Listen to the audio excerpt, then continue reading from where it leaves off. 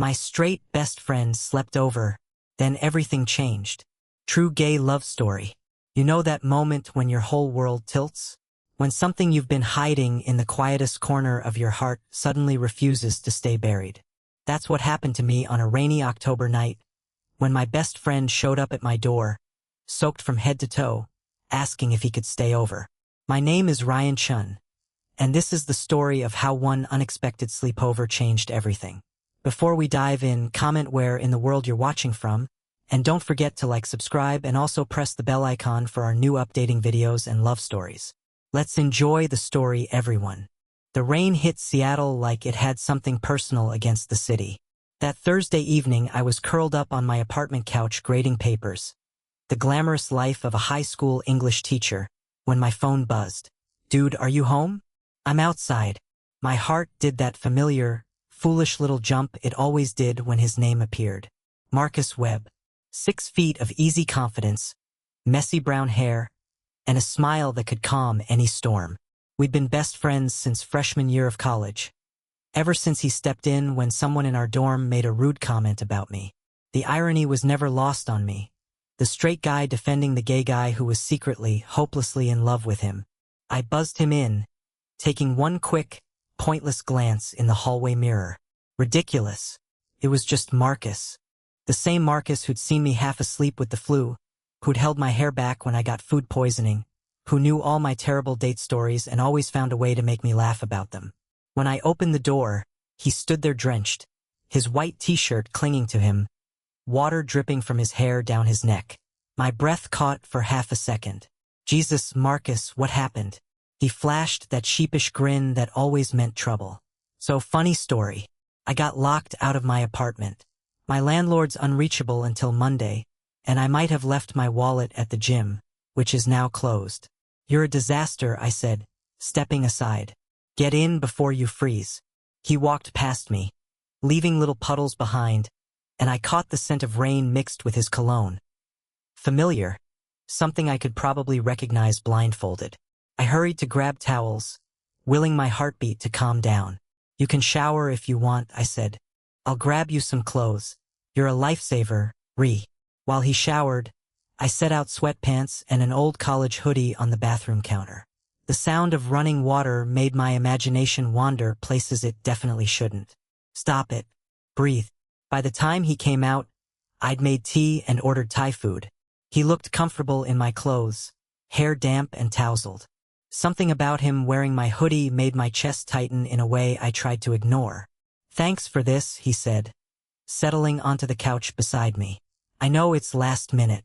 Please, you've crashed here plenty of times. Yeah. But he paused, and I caught something unusual in his face. A flicker of uncertainty I'd never seen before. Things have been weird lately. My pulse picked up. Weird? How? He picked at the edge of the blanket. Did I tell you about Sarah? Sarah, the latest in his line of girlfriends. Smart, kind, everything he should want. You mentioned her. Things not working out? She broke up with me 2 weeks ago. He gave a small, humorless laugh. Said I was emotionally unavailable. Said I was holding back or something. I'm sorry, man. Don't be. He looked at me then, really looked. I felt strangely exposed beneath his gaze. She said one more thing. Something that's been stuck in my head. I swallowed. What? She said she felt like she was competing with someone. That I talked about you more than I talked about her. That the way I looked at you, he shook his head. Stupid. Never mind. The room suddenly felt too warm, too close. Rain hammered the windows, wrapping us in a cocoon of white noise. Marcus, I said carefully, I need to ask you something and I need you to be honest. His voice came out tight, nervous. So unlike the calm, easygoing Marcus I knew. And maybe this will make everything awkward, but I can't keep pretending I don't think about it. My pulse thundered. Okay. That night at Jake's party senior year. Remember? How could I forget? We'd been drunk, celebrating graduation. We'd ended up on Jake's balcony, away from everyone, talking about our futures and the things we feared. For one quiet moment we'd leaned so close I could count his eyelashes, could feel his breath brushing my lips. Then someone called us inside, and that moment dissolved, never to be mentioned again. I remember I said softly. If they hadn't interrupted, he turned toward me fully. There was something raw in his eyes. Would you have kissed me? The question snapped the air between us like a live wire. I could lie. I could laugh. I could protect the friendship that had kept me sane for years. Or I could finally stop running from the truth that had been eating me alive. Yes, I whispered. The word hit him like a jolt. He inhaled sharply, his eyes widening, and then, to my complete disbelief, he smiled. Not his usual warm grin. Something smaller, nervous, hopeful. Would you kiss me now? He asked, his voice barely louder than the rain. Couldn't breathe. Mark, you're straight. You've always been straight. Have I? He shifted closer, and I felt the heat radiating off him. Or have I just been telling myself that because it was easier than admitting that my best friend makes me feel things no one else ever has? You don't know what you're saying. Don't I? His hand slid into mine, and the touch sent a current racing up my arm. Ryan, I think about you all the time. I make excuses to see you. I compare everyone I date to you, and no one ever measures up. I thought it was just friendship. I kept convincing myself of that. But then Sarah said those things, and I couldn't stop thinking about that night on the balcony, about how much I wanted. His voice faltered. His hand trembled in mine. Wanted what? My voice came out rough. To see what it would feel like, he breathed. To kiss you. To stop pretending what I feel when I'm with you is just friendship. The world tilted. 5 years. 5 years of hiding, of aching silently, of watching him choose other people and smiling through the slow heartbreak. And now he was here, in my clothes, in my living room, saying the words I'd only dared to imagine. I'm scared, I admitted. Scared this will ruin everything. Scared you'll wake up tomorrow and regret it. Scared I'll lose you. You won't lose me. He lifted our joined hands and pressed mine to his chest. His heartbeat pounded as wildly as mine. But I can't keep lying to myself, Ree. I can't keep wondering what if. Can you? The answer came from somewhere deep and tired and honest. No, I can't. I leaned in slowly, giving him every chance to pull away, to laugh, to remember he was straight and I was just the friend he confided in. But he didn't move. His eyes fluttered shut, lips parting in the smallest, softest invitation. And then thunder cracked so violently overhead that the window shook. We both jumped. The moment shattered. Marcus let out a breathless, startled laugh. Even the universe is weighing in. Mark, he stood abruptly, running both hands through his hair. I should crash on the couch. Give us both time to think. A wave of disappointment punched through me, but I nodded. Yeah, probably smart. I grabbed pillows and blankets, setting up the couch while he watched. The air between us felt heavy, charged with everything we'd said and almost done. When I handed him the last pillow, our fingers brushed. He shivered. Good night, Ryan. Good night. I retreated to my room, closed the door, and leaned back against it, heart racing. My lips tingled from a kiss that hadn't even happened. I heard him moving around outside, settling on the couch. This was unreal. Marcus Webb, my supposedly straight best friend, had just asked if he could kiss me. Had admitted he felt things for me. Couldn't be real. Tomorrow I'd wake up and find it was just a dream I'd let myself believe for too long. I lay on my bed, staring at the ceiling. The rain pounded on. And in the living room, I knew Marcus was awake too. The pull between us felt stronger than ever, impossible to ignore now. Everything had changed, and I had no idea what came next. I heard a shift of weight, the soft rustle of blankets. Marcus, only 20 feet away, still restless. My phone lit up. 1:47 a.m. Then knock, knock, knock. My heartbeat stumbled. Yeah. The door opened slightly, and Marcus stood in the frame, lit by the soft glow from the kitchen. He'd taken off the hoodie, left in only a t-shirt and sweatpants, hair a mess from tossing on the couch. I can't sleep, he murmured. Me neither. He hesitated, then crossed the room and sat on the edge of my bed. The mattress dipped under his weight. I sat up, pulling my knees to my chest. In the dim light, I could make out the shape of his profile, the strong line of his jaw, the curve of his shoulder. We need to talk about this, he said quietly. Okay. He stayed silent for a long moment, gathering his thoughts. When he finally spoke, his voice was raw, vulnerable in a way I'd never heard before. I grew up in a small town in Montana. You know that. What you don't know is how many times I heard my dad and his friends say ugly things about gay people. How clear they made it that it was wrong. How many times I laughed along because I was scared of what would happen if I didn't. My chest tightened. Mark, let me finish. Please. He took a shaky breath. When I met you in college, you were so yourself. Unapologetically out, confident, kind. You didn't care what anyone thought, and I admired that more than I ever said. But I also felt this pull toward you that I didn't understand, and it terrified me. He turned to face me, and even in the darkness I could see the emotion gathering in his eyes. I started dating girls in high school because that's what everyone expected, and I liked them fine. But something always felt off, like I was going through the motions, like there was a part of me locked away and I didn't know how to deal with it. You don't have to explain, but I do. His hand found mine, fingers weaving through mine in the dark. Because I need you to understand, this isn't some confused straight guy experimenting. This isn't me questioning things for the first time. Ryan, I've been questioning for years. I was just too scared to admit it, even to myself. His confession hung between us, fragile and precious. When did you know? I asked softly. He gave a small, strained laugh. Remember sophomore year? Spring break, we drove to California, just the two of us. I remembered it vividly. 10 hours in my old Honda singing off-key to terrible music, living on gas station snacks, watching the sunset melt into the Pacific. One of the best weeks of my life. We were at that bonfire in Santa Cruz, he continued. You were talking to that surfer guy, tall, blonde. He was flirting with you, and you were laughing at something he said. And I felt this jealousy so sharp I had to walk away. I told myself it was just protective friend stuff. But deep down I knew I wanted to be the one making you laugh like that. My breath caught. Why didn't you tell me? Because I was scared. His grip tightened around my hand.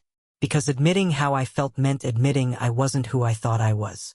Meant risking what my family would think. Meant facing everything I'd spent my whole life trying to bury. So I pushed it down. I dated girl after girl, trying to feel something that compared to what I felt with you. His voice broke. And now I'm 27, and I'm tired. Tired of pretending.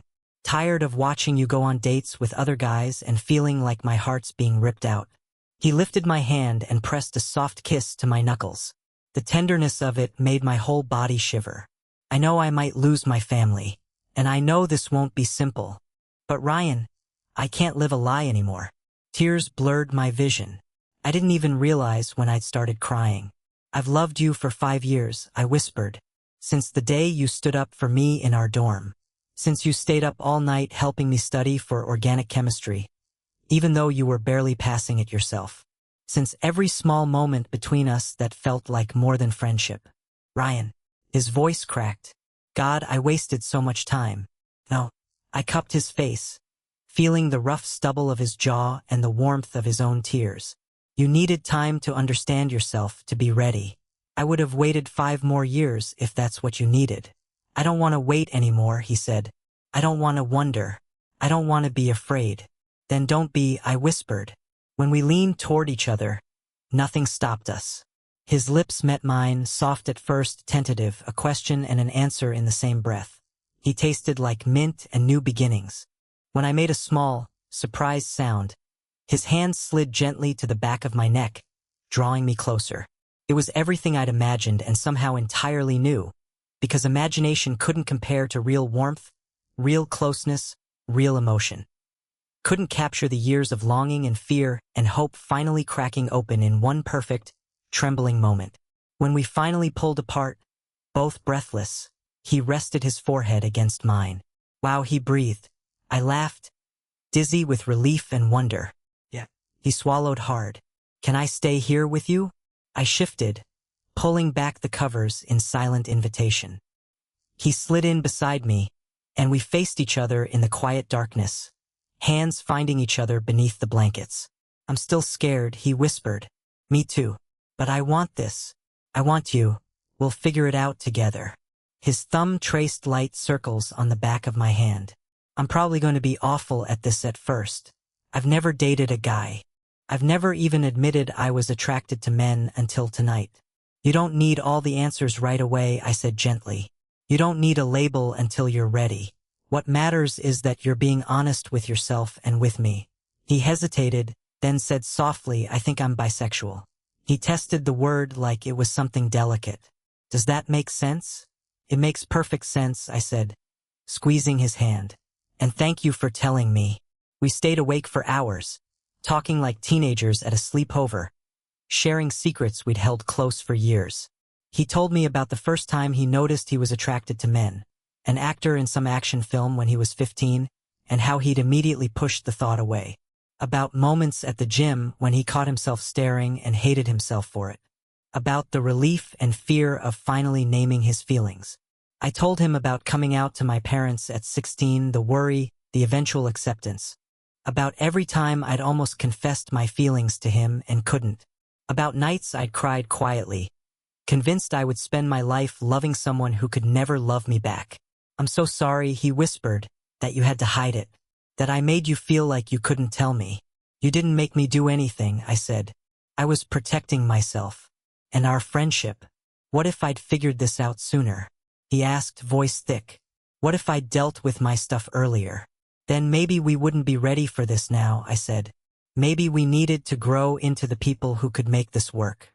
He pulled me closer, gently tucking my head beneath his chin. I could feel his heartbeat, steady and warm, against my cheek. His hand traced slow, gentle patterns along my back, and I had never felt safer or more settled. It was like I was exactly where I was meant to be. Ryan, he murmured, I know we need to take this slow and figure things out, but I need you to know, this isn't some experiment for me. It's not curiosity. When I'm with you, everything finally makes sense. You're it for me. You've always been it for me. I tilted my head up to look at him. Even in the dark, the sincerity in his eyes was unmistakable. You're it for me too. He kissed me again. Slower this time, soft and full of promise. When we pulled apart, he settled back into the pillows, keeping me close. Get some sleep, he whispered. We can handle everything else tomorrow. Everything else felt huge. Telling friends, his family, navigating this new shift between us. But for now, in this quiet moment, with the rain outside and Marcus's arms around me, I let myself simply feel happy.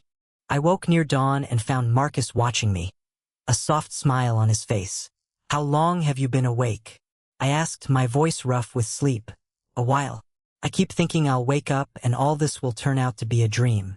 He brushed a strand of hair from my forehead. But you're real. This is real. Very real. I want to take you on a date, he said suddenly. A real date. Dinner, maybe a movie. The whole thing. I want to do this right. My heart melted. You don't have to. I want to, he insisted. I've watched you go on first dates, listened to you talk about guys taking you out. I want to be that guy. I want to court you properly, Chun. I laughed at the old-fashioned word. Court me. Absolutely. I'm going to be the best boyfriend you've ever had. He paused, suddenly nervous. If you want that. If you want me to be your boyfriend. Marcus Webb, I said, smiling, are you asking me to be your boyfriend at 6 in the morning after one kiss? I'm asking after 5 years of being an idiot who didn't realize he was in love with his best friend. He cupped my face, eyes earnest. So what do you say? What could I say? The answer had always been yes. From the day I met him. Through every chapter of our friendship. Through every quiet moment of wishing. Yes, I said, and kissed him to seal it. Sunlight streamed through my bedroom windows when I woke again. Wrapped around Marcus like he was my favorite blanket. His arm lay across my waist, his breath warm against my neck. I stayed perfectly still, scared that moving might break the fragile magic around us. I can feel you thinking, Marcus mumbled against my shoulder. Sorry, didn't mean to wake you. I'm not complaining. He pressed a sleepy kiss to my neck, sending shivers down my spine. Morning, boyfriend. Boyfriend. The word sent a thrill through me I couldn't hide. Marcus noticed and grinned. You like that, huh? Maybe, I said, turning to face him. His hair was a wild mess, sticking up everywhere, and he had pillow lines on his cheek. I'd never seen him look more beautiful. We should probably talk logistics, I said. Logistics? He repeated the word, expression sobering. You mean telling people, my family, how we handle things at work?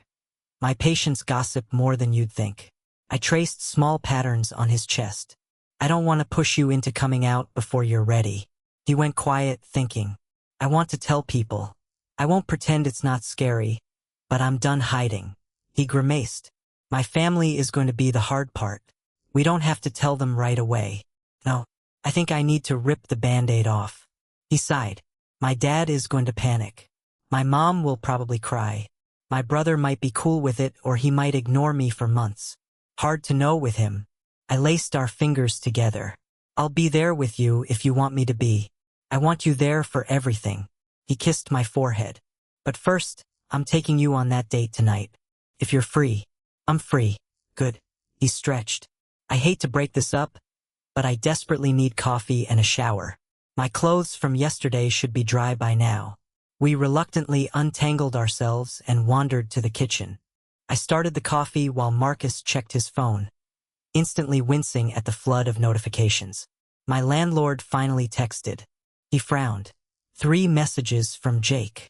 Someone saw us leaving the Thai place last night and mentioned it at the gym. Jake, part of our friend group. Great guy. Absolutely terrible at keeping anything quiet. My stomach tightened. What did he say?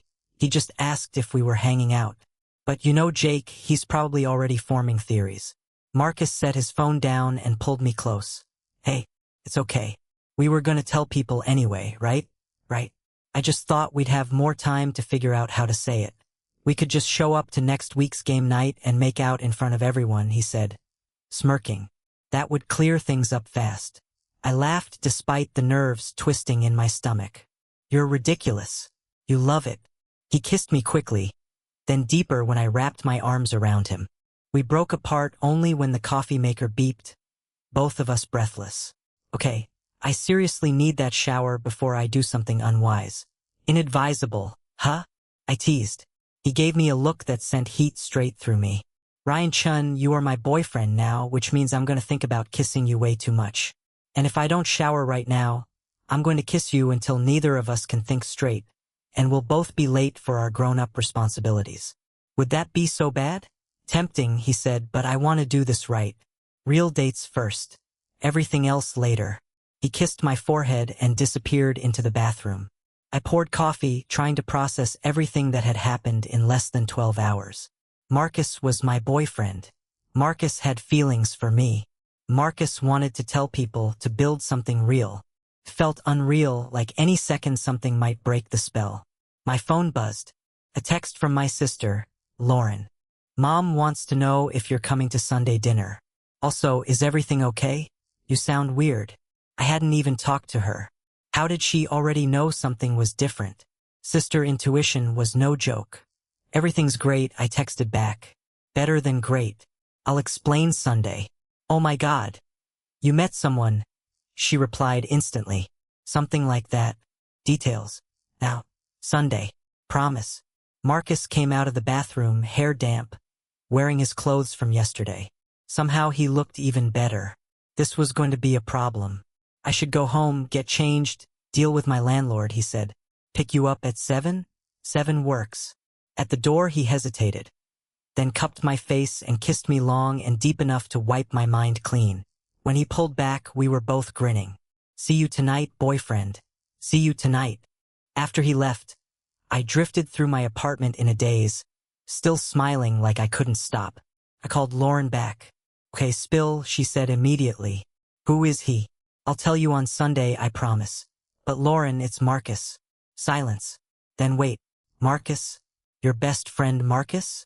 Yeah. Ryan Chun, she said, I need the full story right now. I told her everything, well, the PG-13 version. By the time I finished, she was practically screaming into the phone. This is literally the best thing I've ever heard. Mom is going to flip. She's been shipping you two for years. Mom is not. She absolutely has. She's always saying how you light up when you talk about him. Dad too. They're going to be unbearable about this. The thought of my parents reacting like that made me smile. They'd been supportive since I came out, but I knew they still worried about me finding someone who genuinely valued me. And they'd loved Marcus from the moment they met him. "I'll tell them Sunday," I said, along with everyone else. "I'm so happy for you, Ree. You deserve this."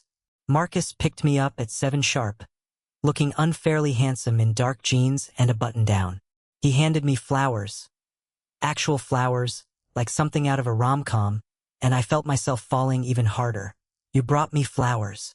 I told you I was going to do this right," he said, suddenly nervous. "Is it too much?" "It's perfect." He took me to a cozy Italian place in Capitol Hill, tucked on a quiet side street. Candles on every table, soft jazz drifting in the background. Romantic without going overboard. Over pasta and wine we talked about everything and nothing.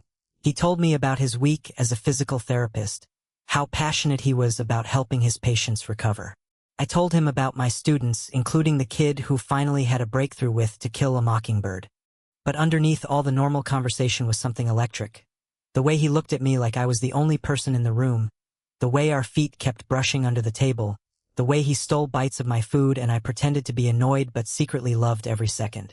"Can I ask you something?" he said over dessert. "Always. What was your first thought when I showed up at your door last night?" I considered lying, then remembered we were past that point. "Honestly, that you looked unfairly good, soaking wet from the rain. And that I needed to get it together because you were straight and my best friend, and I couldn't keep torturing myself." He laughed. "And now I think I'm the luckiest person alive." I reached across the table, and he took my hand immediately. "Your turn," I said. "What were you thinking when you asked if you could kiss me?" That I was about to either ruin the best friendship I've ever had or start the best relationship I've ever had, he said. I was terrified and excited and so tired of pretending. And if you'd said no, I would have respected it. But I would have always wondered. "I'm glad you asked." "Me too." After dinner, we walked through the neighborhood, fingers intertwined. The rain had stopped, and the city sparkled under streetlights. Marcus kept pulling me closer, like he couldn't stand even a few inches of distance. "I have a confession," he said quietly. "I've been planning this for weeks. The restaurant, I made the reservation before Sarah and I broke up. I stopped walking." "What?" I told myself it was for a business dinner. But I think part of me already knew I was going to work up the courage to tell you how I felt. He turned toward me. "Getting locked out last night. That was real. But maybe it was the universe giving me a little push. You're such a romantic." "Only for you," he said. We ended up at Cary Park, overlooking the city. The Space Needle glowed in the distance, and the hum of Seattle filled the air. He wrapped his arms around me and swayed gently, like we were listening to music only we could hear. "Thank you," he said softly. "For what?" "For waiting. For being patient. For being you." He pulled back to look at me. "I still have a lot to figure out about my identity, about what all of this means. But having you makes it less scary." "You don't have to have it all figured out," I said. "We'll figure it out together." I kissed him, soft, warm, steady. "That's what partners do." "Partners." He echoed the word. "I like that." We stayed there until the cold finally drove us back to my car.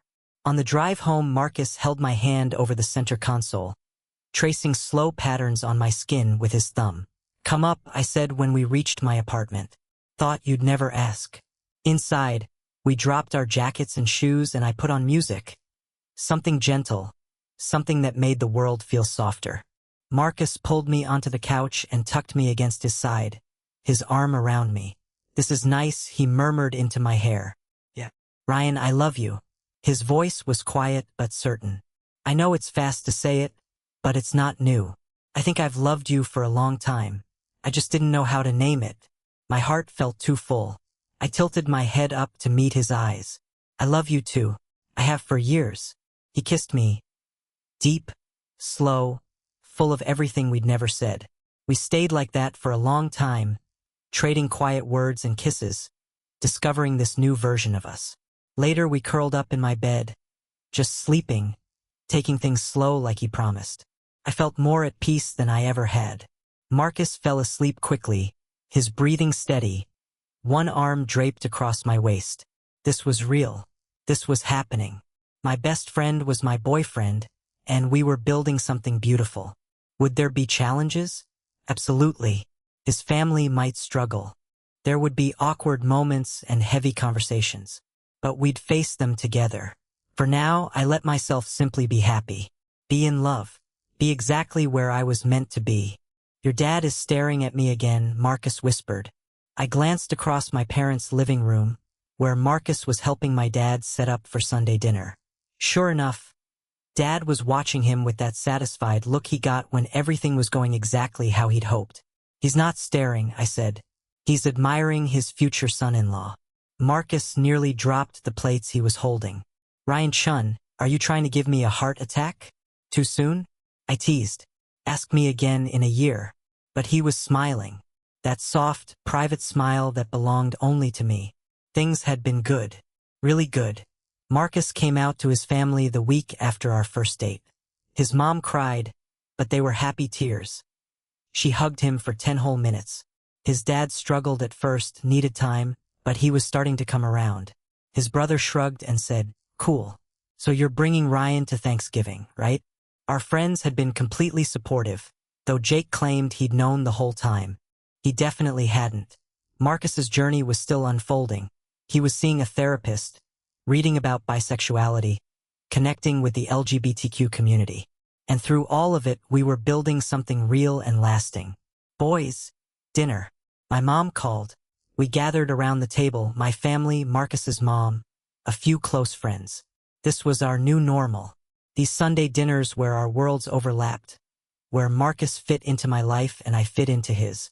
Under the table, Marcus found my hand and laced our fingers together. I squeezed back. A silent conversation. I love you. I love you too. Lauren raised her glass. A toast to Ryan and Marcus for proving that sometimes the best love stories start with friendship. To Ryan and Marcus, everyone echoed. I looked at Marcus, my best friend, my boyfriend, my partner, and saw my whole future in his eyes.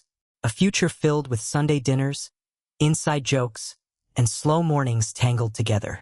A future with challenges we'd face side by side, and victories we'd celebrate together. A future built on years of friendship and a love that had been quietly waiting for us to be brave enough to claim it.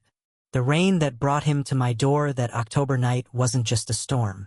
It was the beginning, the start of us, the start of everything that mattered. The end.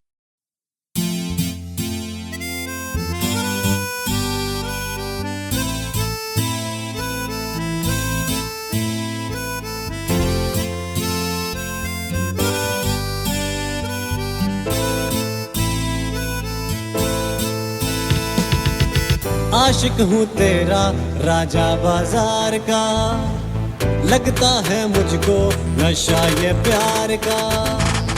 आशिक हूँ तेरा राजा बाजार का, लगता है मुझको नशा ये प्यार का।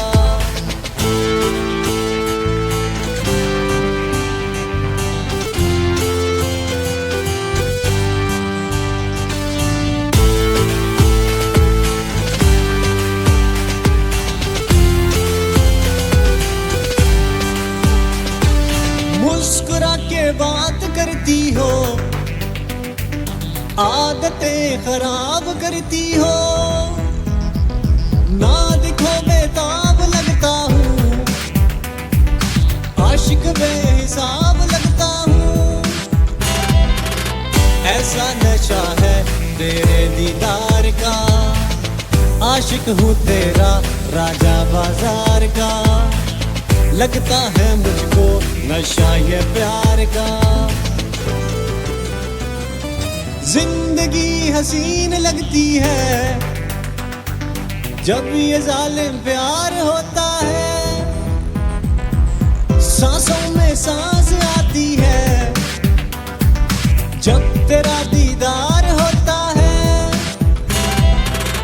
नखरा है ऐसा मेरी सरकार का, आशिक हूँ तेरा राजा बाजार का, लगता है मुझको नशा ये प्यार का।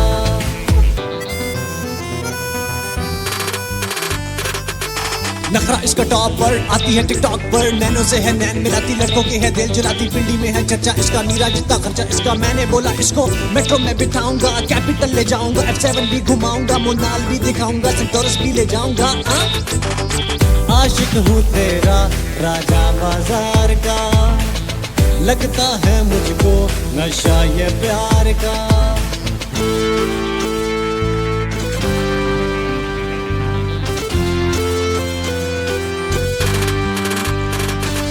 मौसमों की बेकरारी को